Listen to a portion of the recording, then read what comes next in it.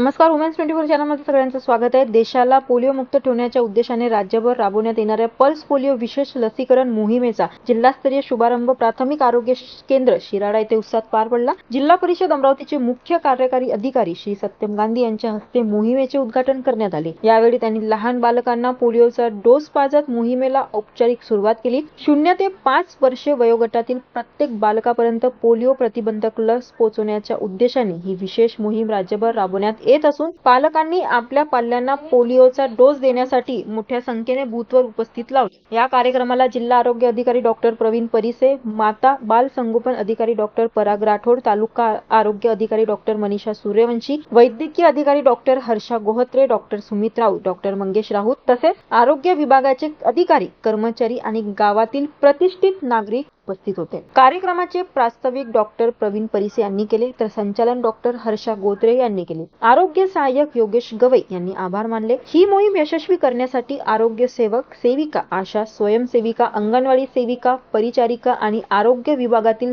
सर्व कर्मचाऱ्यांनी विशेष परिश्रम घेतले. प्रत्येक बालकाला पोलिओचा डोस देऊन निरोगी आणि पोलिओ मुक्त भारत घडविण्याचे आवाहन यावेळी आरोग्य विभागाच्या वतीने करण्यात आले.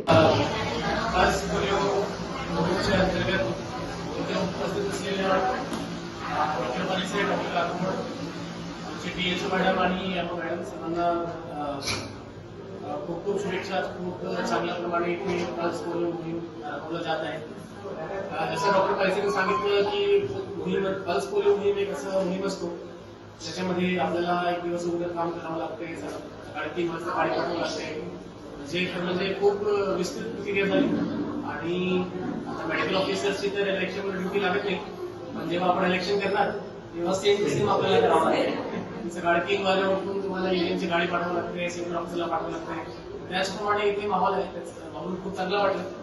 दुसरं आपल्याला ट्रॅकिंग करायचे की आजचा 1 दिवस आणि पुढच्या जे आपले 3 दिवस आहेत त्याच्यामध्ये आपले जेवढं टार्गेट दिलेलं आहे आपल्या PHC मध्ये किंवा सबसेंटर किंवा गावात सगळे टार्गेट 100% कव्हर झाले पाहिजे. हे सर्वांचा मोहीम असला पाहिजे. तिसरा विषय की आता शेळा PHC आपल्याला एनकॉस मध्ये नॅशनल सर्टिफाईड करून घ्यायचे आहे. खूप छान PHC इथे बांधलेलं आहे, तिथे सर्व प्रकारची सुविधा उपलब्ध आहे आणि मला नक्कीच विश्वास आहे की DHO, RCH, doctor Rathod, PHO आणि MO खूप छान प्रमाणे याच्याबद्दल नियोजन करते. सर्व स्टाफला तुम्ही एवढंच सांगतो की आपल्याला एनकॉस मध्ये कुठल्या कुठल्या पॅरामीटर बघायचे आहे ते सर्व आपण बघा. त्याप्रमाणे आपलं जे ऑफिस आहे त्याला आपल्याला विकसित करून ठेवायचं, जेणेकरून आता पुढच्या काही दिवसात आपल्याला स्टेटची टीम येणार आहे, त्याच्या 1-2 महिन्यानंतर नॅशनलची टीम येणार आहे. ते जर आपल्याला एनकॉस सर्टिफाईड झाली तर आपल्याला कॅश रिवॉर्ड पण भेटतो. त्याच्यासोबतच जिल्ह्याचं पण नाव राष्ट्रस्तरावर की आपलं जे PHC आहे ते एनकॉस सर्टिफाईड झालं आहे.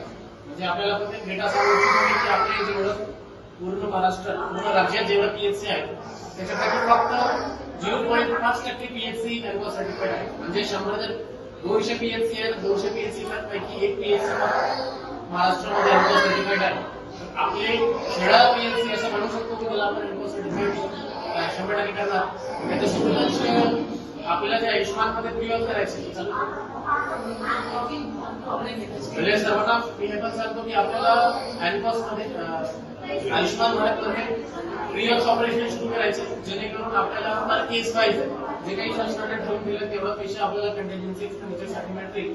त्याच्यामधून आपण परत आपल्या PHC मध्ये आणखी सुविधा वाढवण्याकरता खर्च करू शकतो. मी एवढेच बोलून थांबेन आणि आपल्या सर्वांना खूप खूप पुढच्या 3 दिवसासाठी शुभेच्छा.